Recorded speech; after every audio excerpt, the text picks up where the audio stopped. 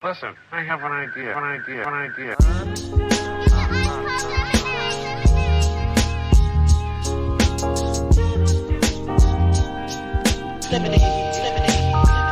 how I feel when you make lemonade. Whatever today has given you. 511 headaches, still call it Thanksgiving. True. Welcome to another edition of the Super Duper Podcast. I'm your host, Rob Riggs, here with the super producer, Ez McMahon. Yes. What's going on, Rob? How you doing, man? Hey, man, I'm better than Diddy. Yes, sir. Yes, sir. And also, take 4. Thank you for checking us out this week on the Super Duper Pod. We do not take your listeners lightly. Make sure you follow us on Instagram at Super Duper Pod, SUPADUPAPOD, and online at HP53productions.com for our merch. Also online, you can check out additional podcasts such as the Father Good Podcast and our own Ez McMahon with the Easy Smoke and GM Podcast. I know you guys recorded this week, but we got to get to the most important thing that everybody's looking at today, and that's this Andre 3000 Flute album. So, Ez, how do you feel that on November 17th, 2023, listen to a Flute album early in the morning? So I got through 1.5 tracks. Mm-hmm.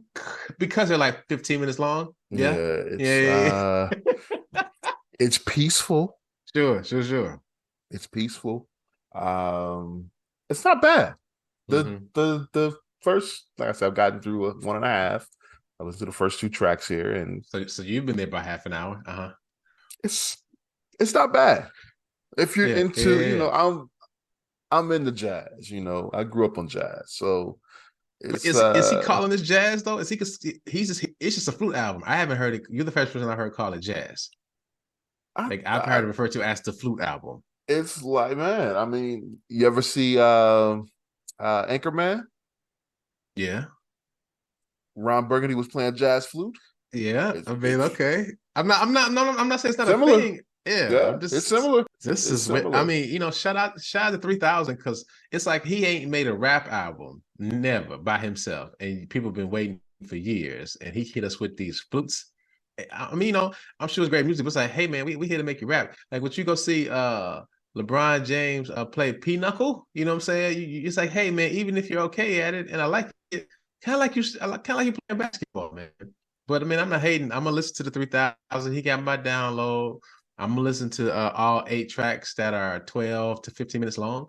I'm spending me a nice 2 hours listening to some flute music, man. But just some real quick background. We're reading this from The Guardian. Andre 3000 is his first album since 17 years. The last one was Idlewild from the soundtrack of the movie of the same name. And so, he sold over 20 million records, won 6 Grammys. And people have been talking about, shout out to my niece Jay. She was telling me, she's like, on TikTok, it's just random videos of him around Japan and California and all kind of places just playing a flute and playing flutes here, so on and so forth. And they were showing a video on Instagram today. One of the guys, I can't remember his name, but he is on one of the 85 South guys. And he was like, called it years ago, like, I bet you Andre 3000 gonna make an album. You've seen him with all these flutes walking around, big old flutes on his back, what have you. And here we are with an album today from Andre 3000. He got us in the flute music, which is that's wild. What he's been doing the last 17 years. Is learning how to play a flute. But I wonder what it is. I'm sure Big Boy looking at him like he's just looking at just looking at punching the air like, bro, we could have been making all kind of money years ago. Just give me something. Give me 8 verses, and I'll do the rest. You know what I'm saying? Flutes, my G. Well, how many they did? What 6 albums together? Yeah, think that's enough for what they. But and to your point, I mean, I see the point. Kind of making like they had a nice run, but the thing is, it's like you're great at this, bro. Like you're really great. But that speaks, you can't force somebody to do something that they don't want to do. You can't go forever. Yeah, the Beatles were really think about this. The Beatles, who a lot of people say is one of the greatest bands of all time, right? Mm-hmm. Nice shirt there, by the way. I just noticed that. Easy Smoke G and repping the gang. Go to the gym. They were only a thing, let's say from the time they got to the States till the end, it was only 6 years. 1964 to 1970. So And they I see the point probably you're making. they probably had what 20 number one hits. I don't know. It's crazy. I'd have to look it up. But I'm just saying, it was a short period of time. But I think though they kept making, like Paul McCartney kept making music. All of them kept making music separately, right? So it wasn't like they just started playing bongo, just like, hey guys, it's drum solo. 30 minutes, you know what I'm saying? It's like they weren't the Beatles, but they were still doing heard solo music stuff from then. And they've put out some Spoon music by Paul McCartney. Now, come on, man.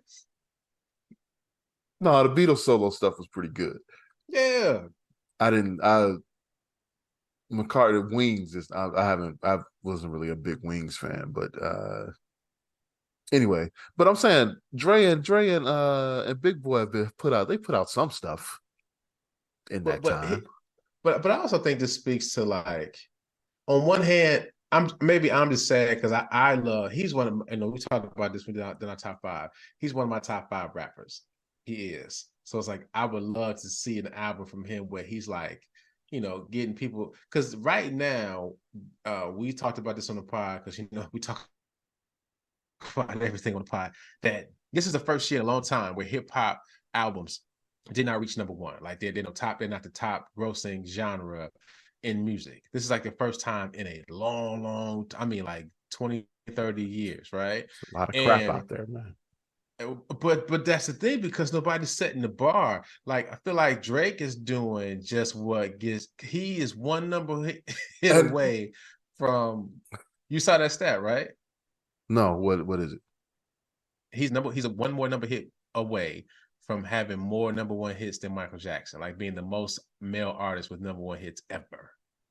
Really? On away. And he's put out an album tonight. He got an album that just dropped, I think, tonight or this weekend, Scary Hours 3. But you were gonna ask a question. I lost my train of thought now. What was I gonna say? Okay. I was gonna say there actually is some decent rap out there, decent hip hop. Mm-hmm. Mm-hmm.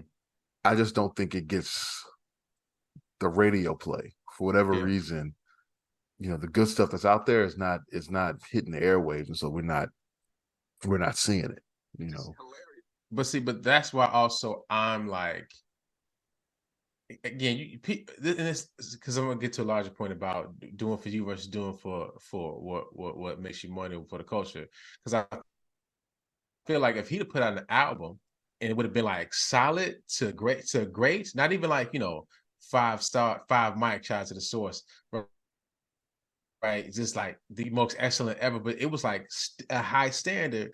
I think it would have forced people who are rapping to be like, and because it would have been number one. This Flute thing probably gonna be number one. Well, it ain't number one, but it's like if he'd have came out with a rap album that, I thought about it, might be number one, but that get to a standard, then it will, and it's number one. It's like the outside of Drake, that's the first number one all year. You know what I'm saying? That's not Drizzy related. That would have made people at least be like, all right, let me step stuff up, because hip hop is now becoming like football offenses to a degree. It's like it's copycat league. It's like, okay, that's what's working, that's what's selling, so let's do it. Before it used to be, this is me, I'm different, this is how I rap, so let me get out there, because money wasn't the thing. Money wasn't the main goal. It was getting out there. It was hearing your album. It was making sure your music was heard. Now it's money. Cats trying to get these number one records, and and more power to them. They have more access to being independent, more access to putting out the music. They control their dollars with this touring more. So it's just a matter of, let me just put something out there so I can go tour again. I think if 3000 would have put out a real rap album, it might have forced people to rap a little bit more. Because again, Nas, right? All his joints he put out with Hit Boy, all of them fire. All of them. He does not miss. And he's 50 years old. You know what I'm saying? Don't miss. Straight up. So to your point about there being good music, but I feel like somebody 3000, and maybe it's just, hey, our time and what we want to hear is gone. Because he did, 3000 said, he's like, listen, I'm too old to be cool. You rap is about being cool. Like once you out of the cool game, there's no point of rapping. It's like, what am I gonna rap about? You know what I'm saying? Arthritis? bad knees, you know what I'm saying, strengthening my hip flexors. I mean, you know, who knows, man. It was Mm. New Blue Sun. We never said the name of the album. New Blue Sun, Andre 3000. Yeah. But you know what's interesting is it's like we were talking about the Beatles and doing it forever. Like a guy like who, you know, because the two schools of thought. You can either you do something very well. I mean, you know, this is not a shot, LeBron, but just hear me out. It's like you do something well and you just keep doing it and doing it and doing it because you can, because you're good at it, because you can win at it, because you make money, versus being like, you know what, I'm not doing it just because I can, I'm out, right? Or trying to just keep squeezing money, just keep squeezing it and get more money out of it. Because 3000 was like, I'm out. I'm just 17 years ago. Because even if he put out an album 10 years ago, put out an album last year, whatever rap he did, he would have been number one. You know what I'm saying? Would have got all the streams, but he just is literally like, I don't care. And I'm sure Big Boy's like, we could just put this out. Let's just put an album out to go on tour. We do the one new song you got and do all the Outkast songs. You know what I'm saying? Like they could have done something like that, but he was like, no, I don't care if I know I can get money. I know I can get the people to buy the record. I know I can get people to buy the tickets. I want to blow this flute, you know? So on that part, it is admirable. I think it's something to say about his own self-awareness and being brave to say, this is what I want to do and this is who I am. You know what I'm saying? I can't knock that, man. But guess I'm listening to some flute music for the next couple of days until they drop his Scary Hours by Drake. Anything else, is? No, I think you got that one. It's not bad though. It's not bad. So take a listen. Take a listen. No, it's not bad at all. Straight up, it's like you really just gotta. It's gonna take you in like, I can't believe I'm listening to flute music, and then once you get over that, it's not a bad listen. Not at all, man. Crazy. I mean, New Blue Sun. These song titles are wild. I ain't gonna say all of them because my mama sometimes I say the pod, but just when you go to your Apple Music or your Spotify, you will see it. Good stuff. Good stuff. But shout out to Andre 3000. Best of luck to him.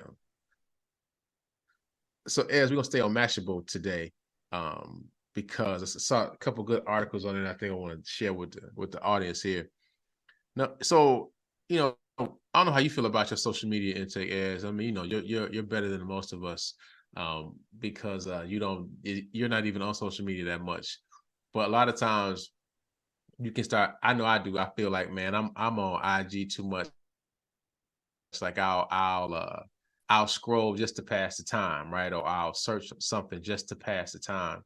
And like even not even just about your habits, but how does it make you feel like when you go on Facebook? Are people like I went to the event last night, man, and the guy came over to me. He's like, Griggs, man, you are my best follower on social media. He's like, 'cause everything you post is positive. It's like it's your kids, it's your pod, you know, it's your parents' birthday. It's like you're not posting, you know, negative takes. It's just everything's positive. He's like, because most time people are just kind of posting stuff to get reaction. That's the name of the game. And I mean, I've never been a big person on Twitter/X, right? But it's always been like people hate it, but they own it all the time. You know what I'm saying? They constantly tweeting, makes it feel a certain way. So Mashable had an article just about like, you know, should we consider a digital detox, right? Just taking a break from social media and your technology, right? Just like, you know, we talked about this yesterday, how like when you are on your people on their phone so much, people having the same big hump in their back, you know, like I even look at my kids, like their posture's horrible, but they're constantly in a tablet, and on computers, right? I have to tell them to sit up all the time because it's like they getting this weird, well, it's more Chase getting this weird roll in his back, but it's like you got bad tech habits, right? And Maxwell gave us 4 tips to think about how to start this digital detox. Number 1 is identify what's driving your stress or unhappiness. Like, you know, you got to figure out what's making you sad. Like, what are you running from? You know, for me, with sometimes on IG, it's like maybe I got too much to do. You know what I'm saying? I got a lot to do and manage and take care of. And so this mindless scrolling feels good to me for a minute. You know what I'm saying? Because like I ain't got to be responsible for nothing. I can just scroll through, and then be done with it. But that's not good if I'm just like I could have been reading or praying or calling somebody, or, you know what I'm saying, going to the gym, taking a nap, which I really could need to do, right? But I think we have to figure out. Some people like to deactivate their Facebook or deactivate their social media And of course, he likes to give us a heads up. Hey guys, I'm leaving social media. Don't mind me. Miss me, please. And then they look for the likes. If they get enough likes, they go, okay, I decided to stay. You guys love me so much. I mean, okay. Pet peeve. I hate when people like put vague statements on social media and be like, oh no, this is horrible. And then period and post it. And then it's like, no context. That's should somebody check on you? And then people always got to comment, what's wrong, baby? You okay? F them haters. You have no idea what they're about. They could be wrong. They could be, they could be wrong. You know what I'm saying? But here we are. What's wrong? What's wrong? And they in the back going, yes, more likes. All right, that's my pet peeve. I see it more. Okay, so pet peeve. You know what else I hate? You know what else I hate? When it's like people, it's like somebody put a post up and they're like, oh, my wonderful cousin. Oh, look at my wonderful niece. Okay, y'all in the same family. Got it. We don't need to lay that out. All right, and this positivity don't relate to you. You might be a sucker. So what you think needs? All right, I'm out. I'm done. Number two. Number two. Start with realistic expectations. Back to digital detox. I got a little excited at that part is start. So like you have to, so again, if you're going to just completely detox social media, you have to do something that's realistic that you can keep up. My mom always says that. Don't start what you can't keep up. That's a life lesson, right?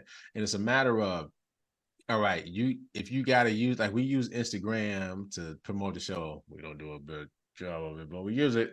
But it's like, so for me to just completely destroy Instagram, it's stupid, right? But like if I can change my algorithm, because I don't want y'all to judge me. But it's like, change the algorithm or just like set a time limit.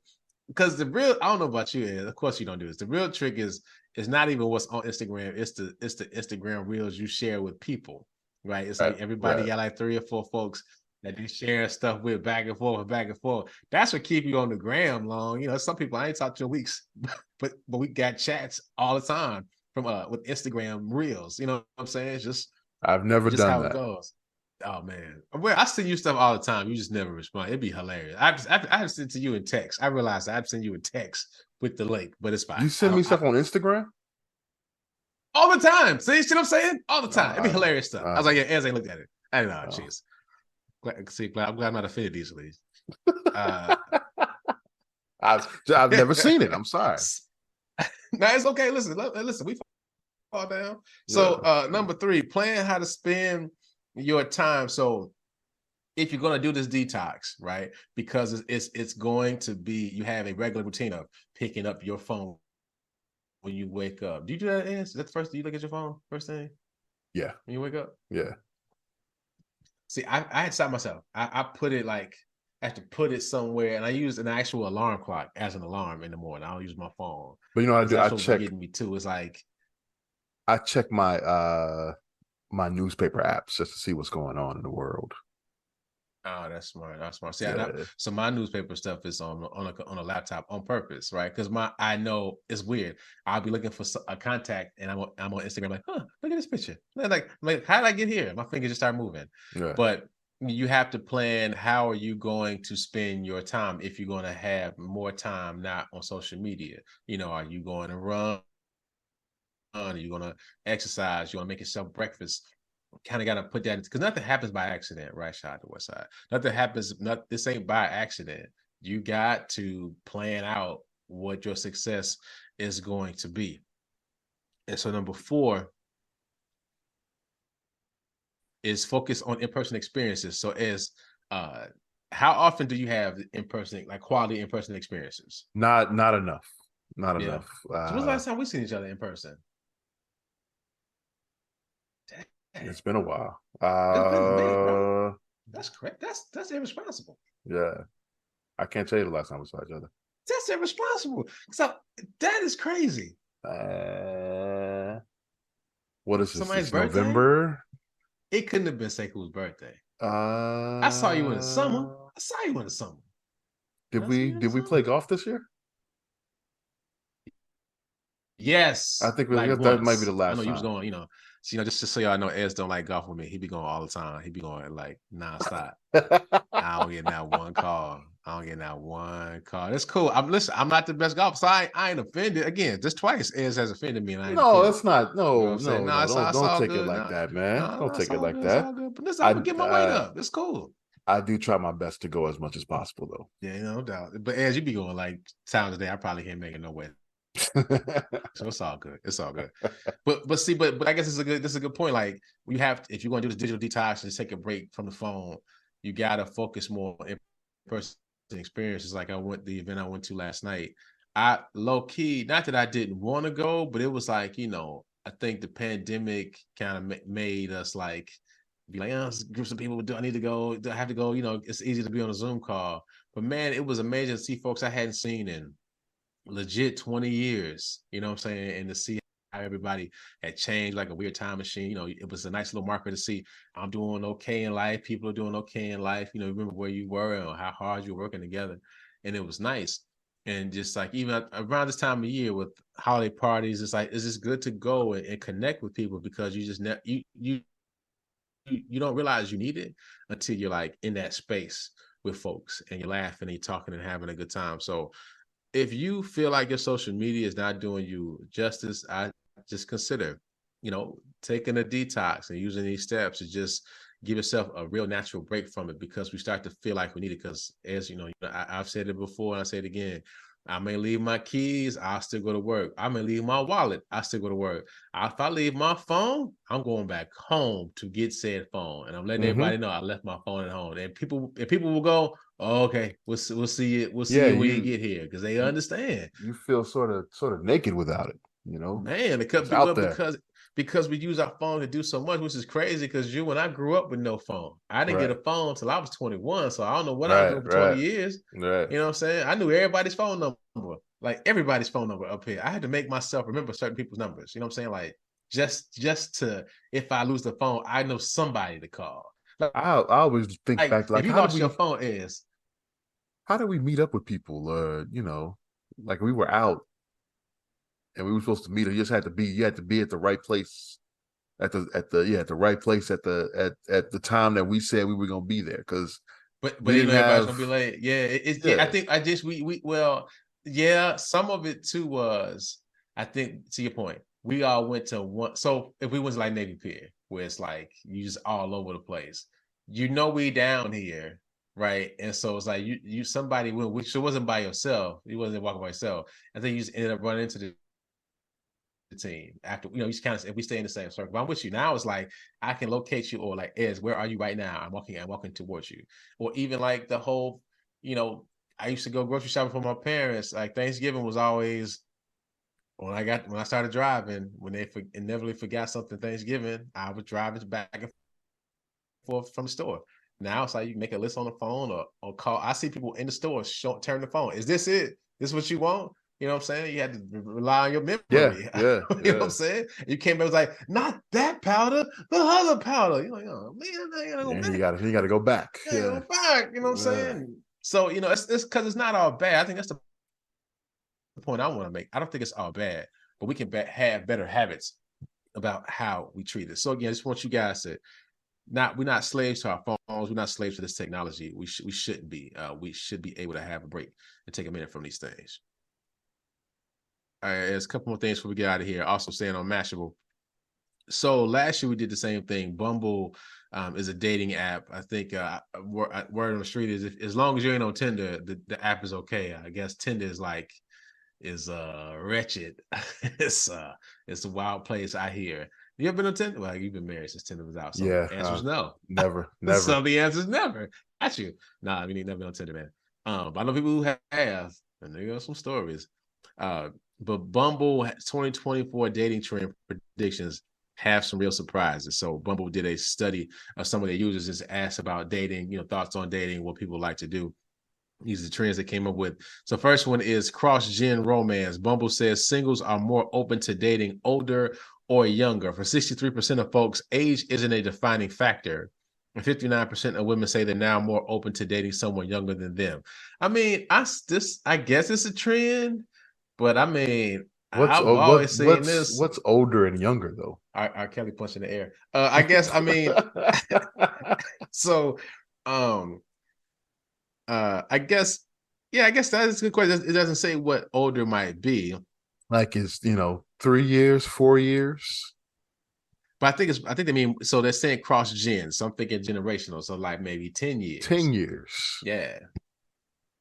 So you 44, 34. I say you got that people, I think when you get 40s, you got that people had it, had their heart broken, they lost a mortgage or something. They know life struggles. You know what I'm saying? Like, it might have been arrested. It's just something. It's like you get life. Life is a little rough. In 20, yeah. you got those. You still optimistic about life. It's like no, we can't do this. You're gonna think everything's gonna work out. It's not. I'm sorry. The second one, dating based on value. So since the pandemic, dating apps have seen a rise in people who want matches to care about the same issues that they do. It's called core dating. So core values dating. 1 in 4 people on Bumble think it's key for their partner to be engaged in political and social issues. I mean, and I think that's not too far off. Because your face changes, your weight changes, your health changes.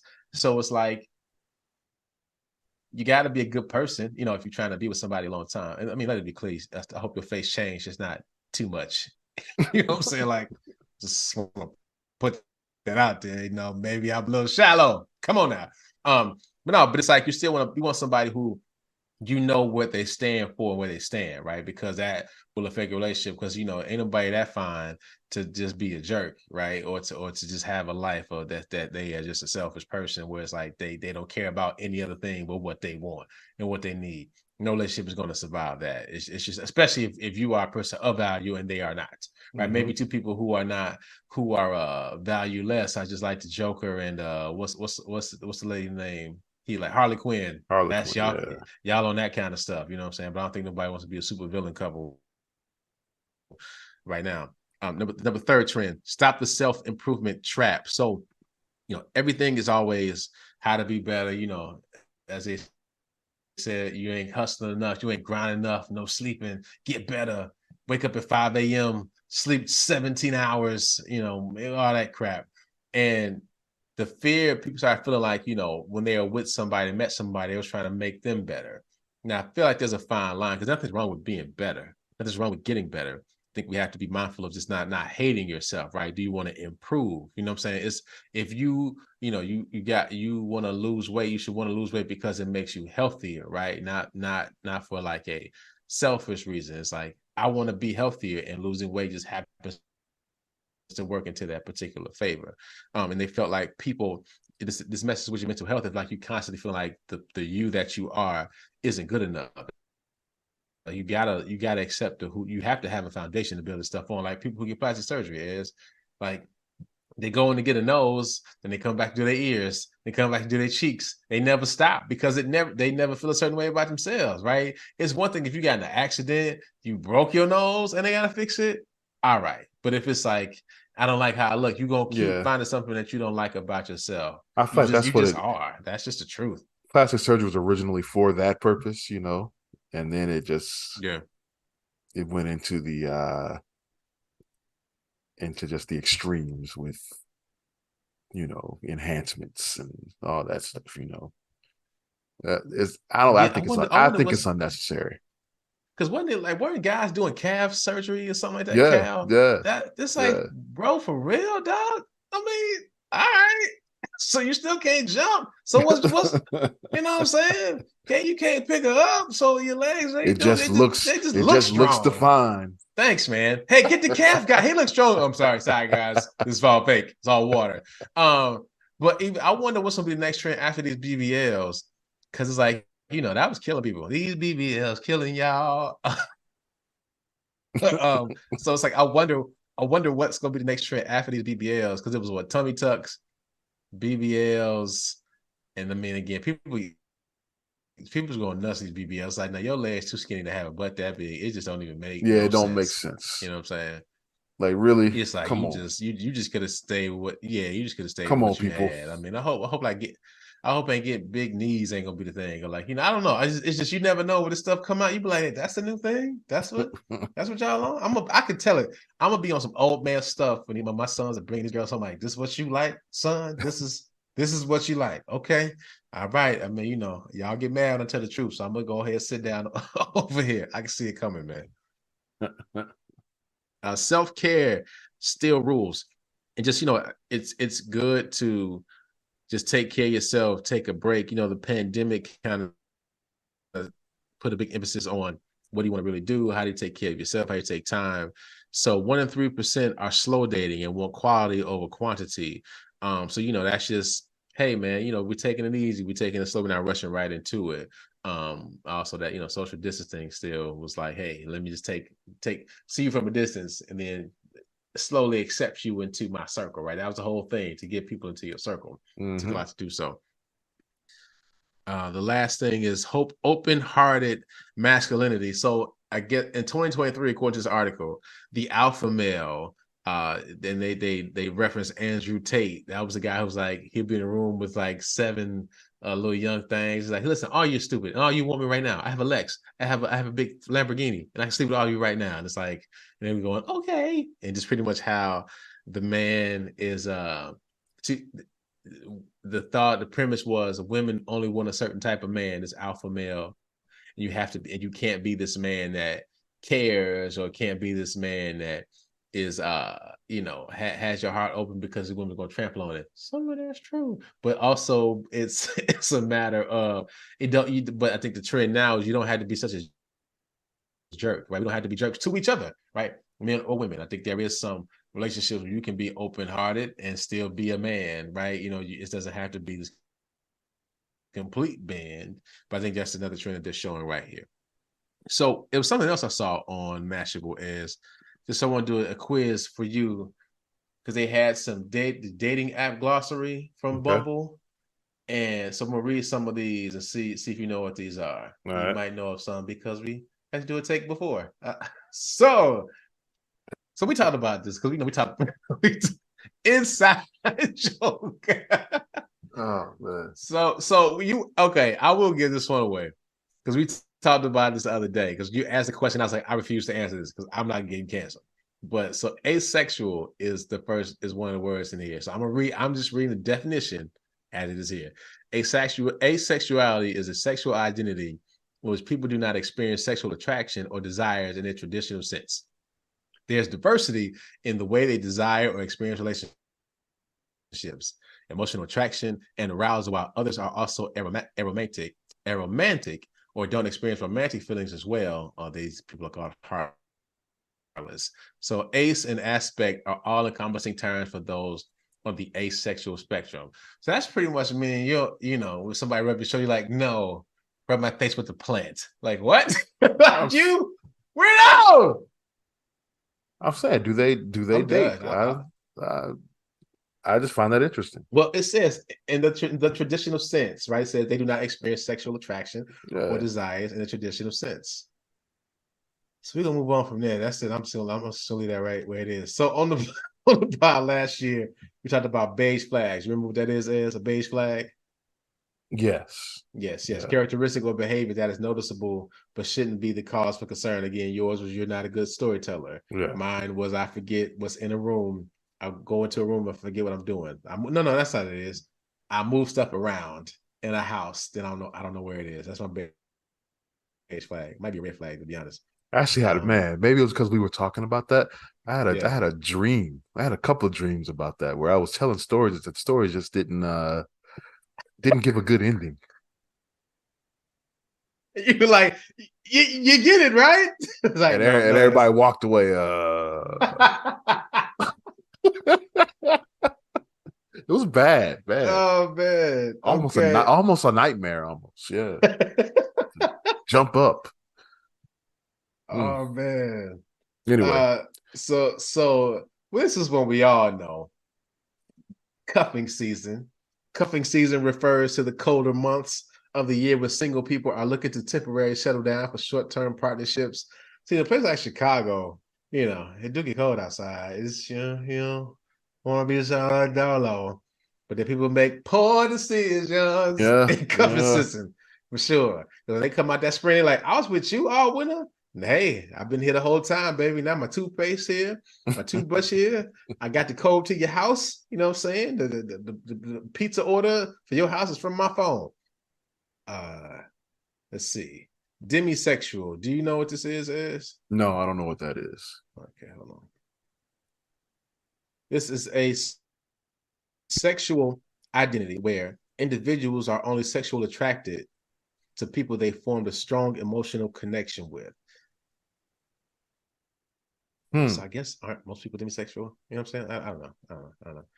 Interestingly enough, they got dates on here as one of the words in the glossary, as people still are going on dates, as you should. Dates are great. You know what I'm saying? Even if you are in a relationship, you should still go on a date. I feel like a date is it's a great experience to see how a person operates and moves, because you can create your own bubble and it's not real.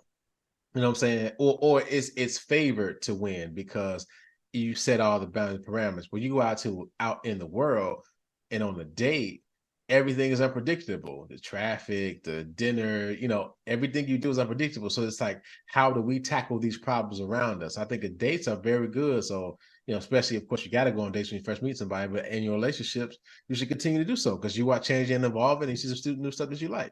Absolutely. Okay, so dry dating. Again, all these answers is because take more. So, ever heard of dry dating? Go ahead, humor me, sir. No, I haven't. You haven't? Whoa, No. Ever recorded before? No, I Also don't known remember that. as sober dating. Oh, y'all will get it one day. Dry dating is dating without alcohol. So, as you had an interesting comment about this that I still want to flesh out. So go ahead. So I said that when you have some libations, it opens you up a little bit. Now I'm not saying to get too much and sloppy but sloppy. Whoa. Sometimes you may be a little reserved. I'm talking about. I'm really talking about first, second dates, that sort of thing. Where if you have a little drink, you may open up and talk about some things about yourself.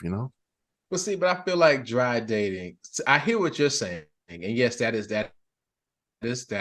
happens. But I feel like dry dating is the you that you're always going to be. So if you are this shy, reserved person, that's who you are. Yeah, but the shy, reserved person, normally, you're gonna unless end you're up drinking that Johnny. Yeah. I mean, like, so she'll be walking around with Johnny Walk all the time. You know what I'm saying? You can't. No, do it. I'm not. We gotta talk.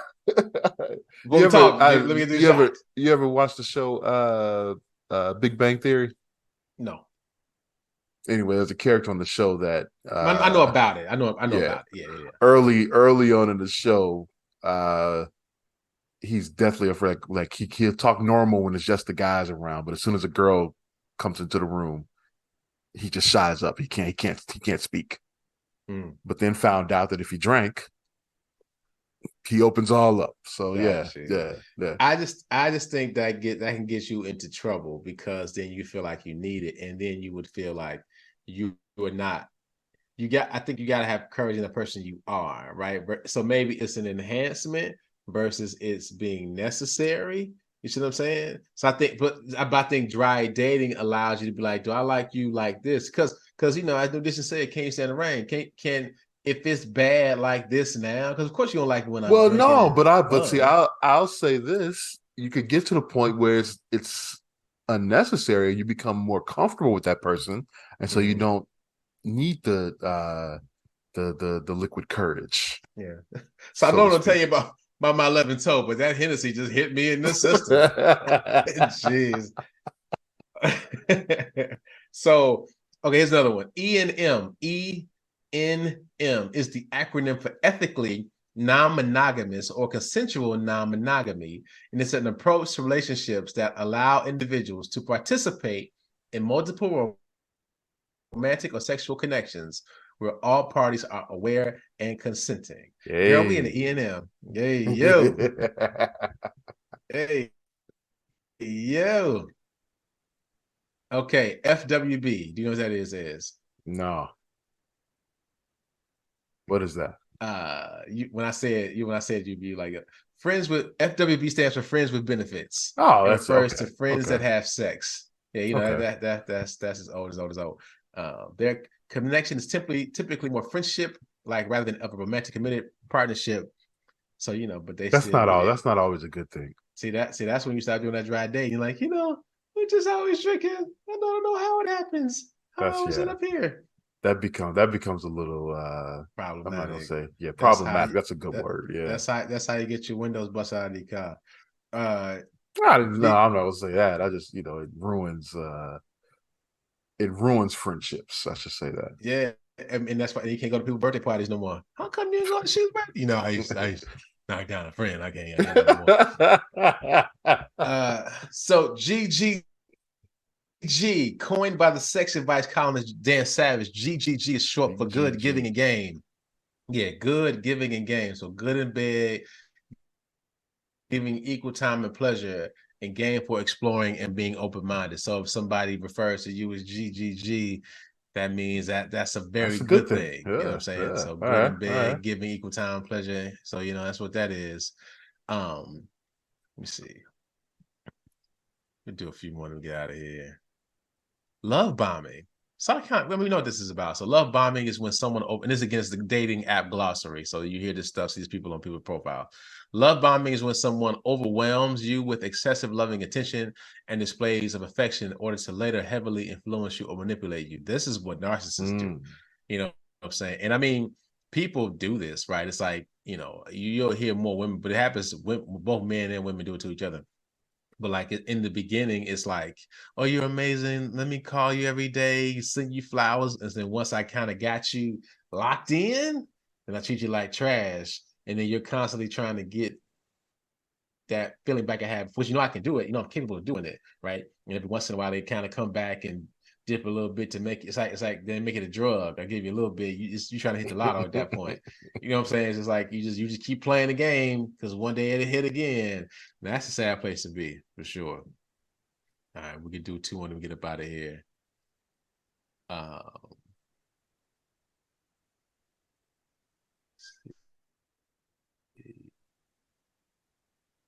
So Riz, but that meant something else. But okay.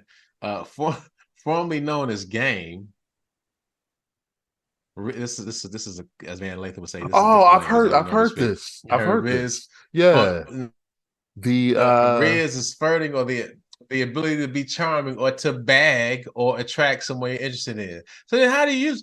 Do you say she got Riz? Is that's how it goes? Or their Riz is dope? Their Riz is yeah. Whatever. What are the Gen Zers use now? I think that's what they're saying. The Riz. No, there's Riz a on Fleek. Is that man? Is that something I don't think they say say that anymore, bro? I think I think that's like 10 years ago. Yeah. Sorry, man. Hey, what can I say? It's okay. I mean, they might say they might say the Riz is OD. That Riz OD. They might say that. Oh, they might say that. Be what they say. Okay. Yeah, they might say that. Clearly, we're 2 old guys talking about. No, you seem to still be up on it, man. I'm the old guy. Hey, man. I still listen to the podcast and the music from here and there, man. I don't. Situationship. That's kind of situationship. That sounds like E&M, right? It's like it's an undefined romantic and sexual relationship where there isn't much clarity around boundaries. Well, okay. So I guess like E&M is, all right, we know what this is. Or even like friends with benefits. We're friends, but we smash. Situationship is like, it's fluid, right? It's kind of like we kind of together, but anybody can back out whenever you want to type of thing. You know what I'm saying? Right. These are stressful, man. You're not exclusive. Not exclusive. Sneaky link, yeah, that's something you see all the time. When used as a noun, sneaky link refers to the person you're secretly having sex with. When used as a verb, it's the act of going to secretly have sex with someone. Man, y'all, people out here need some help. Yeah, I think I'm gonna stop there. All right, here we go. One last one. Let's get aggressive. Yellow flags. Yellow flags are behaviors or patterns that should be taken into account, and they should make you use a little caution or perhaps take a little more time to assess the relationship. An example of this would be someone that often talks about exes or former partners as if they're all crazy and with little acknowledgement of their role in the relationships. So yellow flags are kind of like, you know what? 10 of these, maybe you're the problem. I might have to ghost you. You know what I'm saying? That's a yellow flag there, man. Seen my fair share of those. So that's your dating app glossary. You can find this on Mashable.com. Shout out to Mashable. They gave us most of our news today. So shout out to Mashable.com. It's a site I really do that enjoy to see. So Ed, did I miss anything today, sir? No, I think you covered it all. Thank you, sir. Thank you, sir. We will be on next week with Thanksgiving episode. Just in case you don't hear us, happy Thanksgiving, early Thanksgiving to you. We will be back next week. Willing. Thanks for listening. Make sure you follow us on Instagram at Super Duper Pod, SUPADUPAPOD, online at HP53productions.com for our merch. Make sure you take care of yourselves and each other. Hey, mama, this is the Super Duper Podcast. Lately, I've been up late with demons in my basement trying to get me to hate this life, thinking I should be first.